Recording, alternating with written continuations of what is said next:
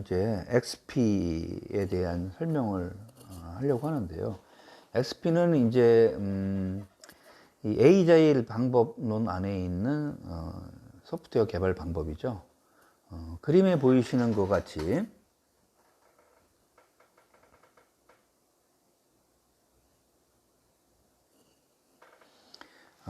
어떤 자동화되어 있는 그 단위 테스트가 수행되는 부분과 그 다음에 XP의 개발 과정이 나오죠. 오른쪽에 보면 고객의 요구사항이 입력이 되고 그 다음에 그것을 반복적인 어떤 기획 회의를 통해서 이 고객의 요구사항을 철저히 반영하려고 하고 또 어떤 버전에 따라서 피드백 받을 수 있는 그런 내용들이 여기 회의에서 결정이 되겠죠. 그 다음에 고객 앞에서 이제 테스팅을 하고요. 최종적으로 이제 인수 테스트를 하게 되는 이런 관계인데요. 이 고객에 대한 시연에 앞서서 이 앞에 있었던 이런 프로덕트 리콰이어먼트나 아니면 스토리 이제 이런 내용을 다 문서로 저장하는 그 다음에 테스트 케이스 그 다음에 어떤 작업을 하고 그 다음에 완성하는 이 내용이 계속 반복이 됩니다. 반복이 되겠죠. 자, 그렇다면 이 내용 그림 잘 보시고 기억을 하셨다가 다음 단계 설명에서 한번 어떤 일이 일어나는지 봅시다. XP는 테스트를 중심으로 하는 그런 개발입니다. 그래서 보통 페어 프로그래밍과 같은 그런 다양한 그 개발 적용 사례가 포함이 되어 있어요.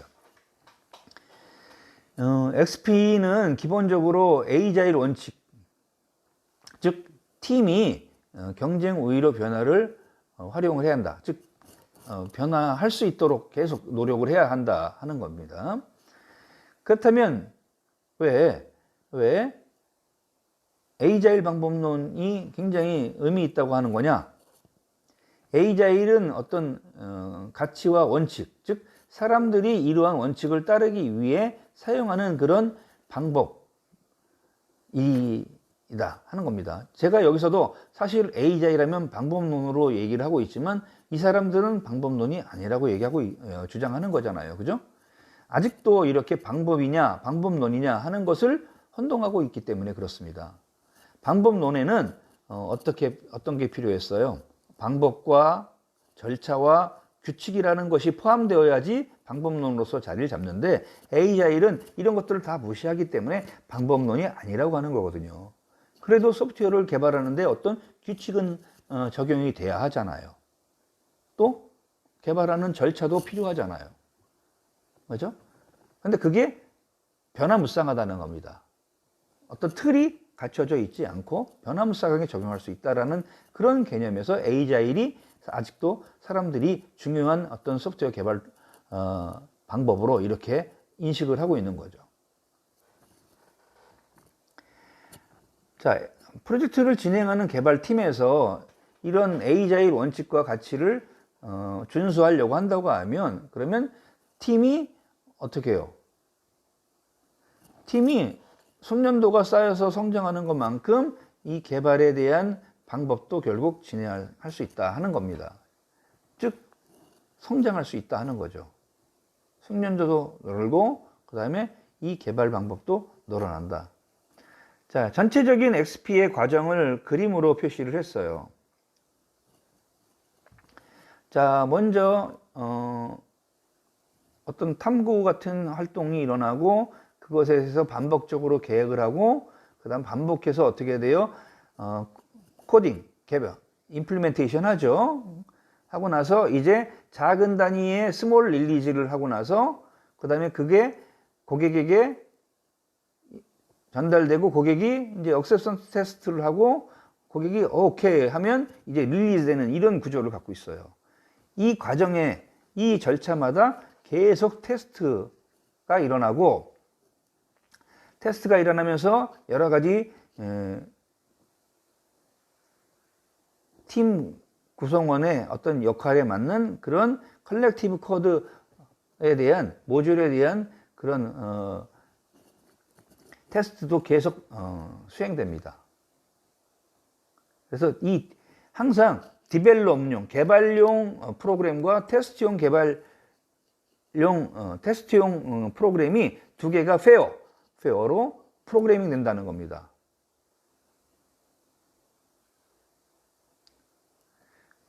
그래서 이 두 개의 이게 이제 XP예요. XP 기법에서의 특징을 요약을 했습니다. 단순한 디자인, 소프트웨어를 개발을 시작을 할 때 아주 단순한 디자인을 가지고 즉 설계를 해서 디자인을 시작하고, 또 모든 프로그램은 두 명의 프로그래머가 하나의 컴퓨터에서 작업을 하고, 그래서 페어, 한 사람은 개발용, 한 사람은 테스트용 프로그램을 만드는 거죠. 테스트 코드를 먼저 작성을 하고 그 다음에 개발용 코드를 작성을 합니다. 외부로 노출되는 그런 기능의 변화가 없도록 그런 내부 코드 디자인을 하고요. 그 다음에 구조를 개선시키는 그런 작업을 합니다. 이걸 우리가 이제 리팩토링이라고 그래요. 팩토링이 있고 다시 리팩토링 하는 거죠.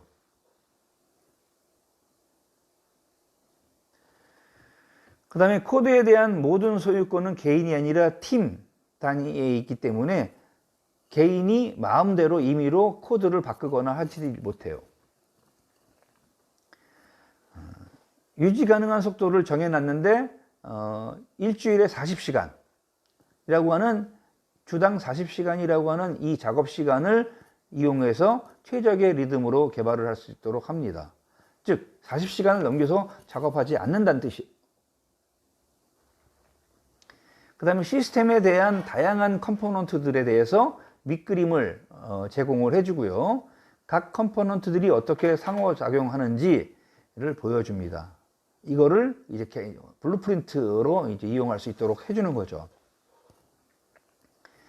이 XP에서는 고객, 개발자, 관리자가 하나의 팀이에요. 그래서 늘 개발 현장에 같이 참여하도록 합니다. 그리고 계획을 중심을 굉장히 중시해요. 그래서 릴리즈 플래닝, 이터레이션 플래닝, 계속 이렇게 플래닝을 하면서 소프트웨어 반복 주기를 계획을 합니다. 그리고 릴리즈 할 때는 아주 짧고 자주 하려고 합니다. 그래서 고객으로부터 빠른 피드백을 받아서 이제 그 프로젝트의 방향을 제대로 잡으려고 하는 거죠. 그리고 고객의 입장에서 해당 유저 스토리를 통과할 수 있도록 하는 그런 자동 테스트를 고객 테스트로 하도록 합니다. 고객의 입장에서 테스트를 하는 거죠, 자동적으로.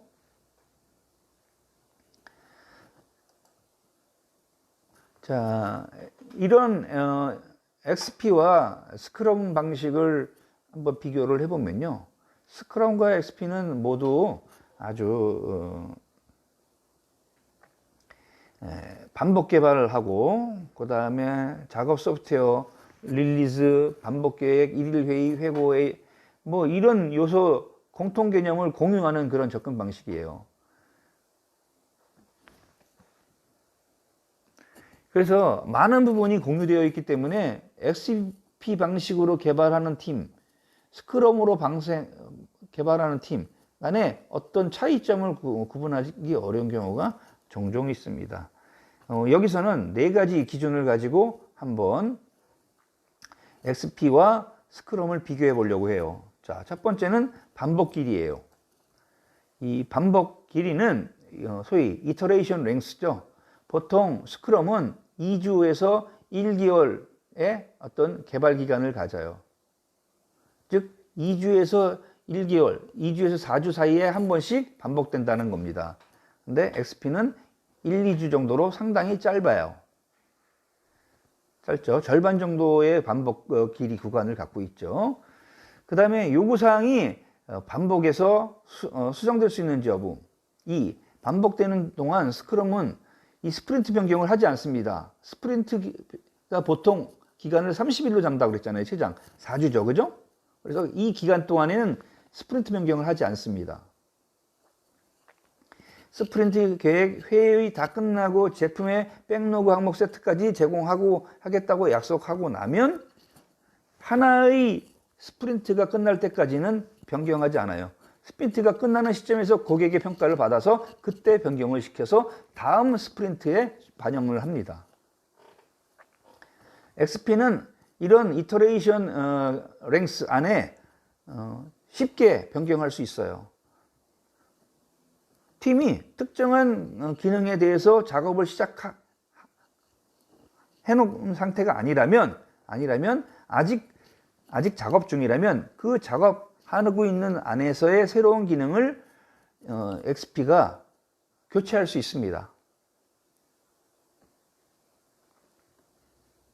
자, 세 번째는 사용자 스토리가 있죠. 이 저장소잖아요. 여기에 반복 우선순위에 따라 엄격하게 구현되는지, 스크럼 제품을 소유하고 있는 사람이 제품 백로그에 우선순위를 지정을 해놔요. 팀은 그 백로그 항목을 개발할 순서를 결정을 하고. 그러니까 무슨 얘기냐면 우선순위를 스크럼에서는 변경하기가 쉽다는 뜻입니다. 근데 XP는 우선순위를 엄격하게 관리를 합니다. 한번 고객이 지정을 해놓으면 그 팀은 변경하지 않고 팀은 고객이 지정한 순서대로 작업을 해나가야 해요. 그래서 이 우선순위에 대한 그 유연성은 XP가 떨어지는 편이죠. 그 다음에 이제 소프트웨어 구현 과정에서 어떤 진행이나 품질을 보장하기 위해서 엄격한 엔지니어링 방법을 채택할지 이 여부. 스크럼은 엔지니어링 관행을 규정하지 않고 있지만 XP는 테드나 페어링 프로그래밍 같은 이런 규정을 채택하고 있습니다. 이런 특징을 가지고 있어요. 이렇게 이제 구분을 해봤습니다. 그래서 이런 내용을 표로 정리를 해놓은 것이 여러분들 화면에 보이시는 것이고요.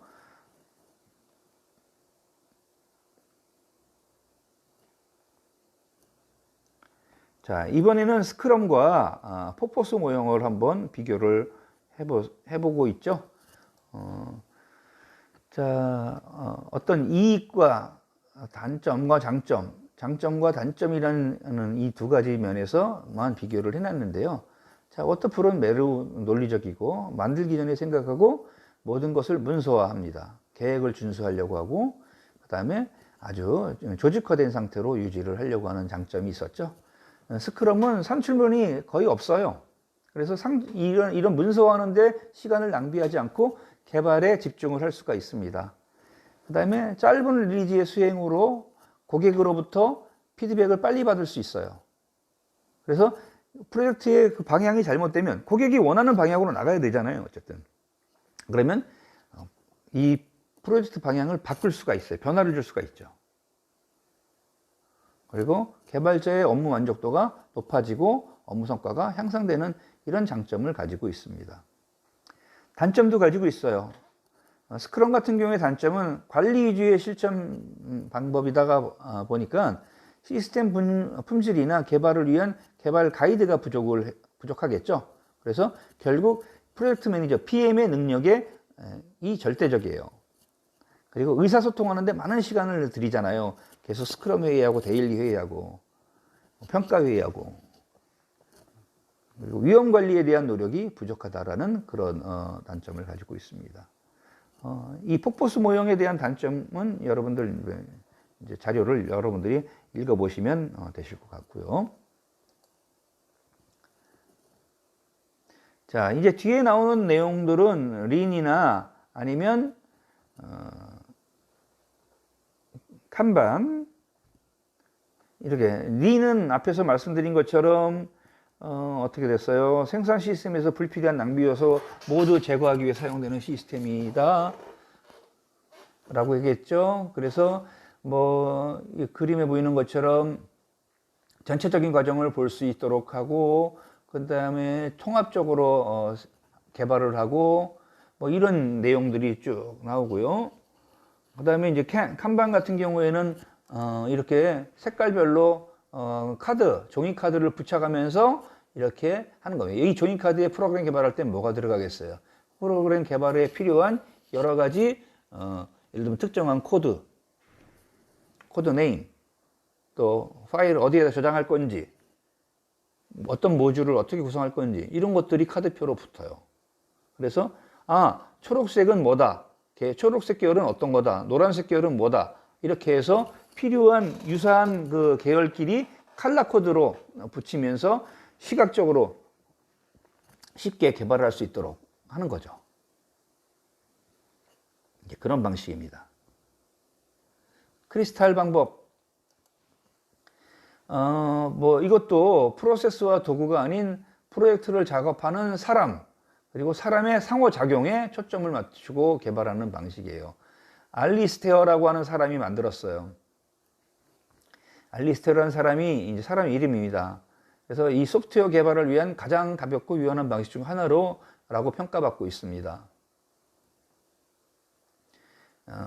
크리스탈은 클리어, 옐로우, 오렌지 이런 다양한 방법으로 아주 민첩한 에이자일 프로세스를 구성을 하는 그런 특징을 갖고 있습니다. 이것들에 대한 것은 여러분들이 필요한 경우에 이제 구체적으로 좀 더 학습을 하셔야 될 부분입니다.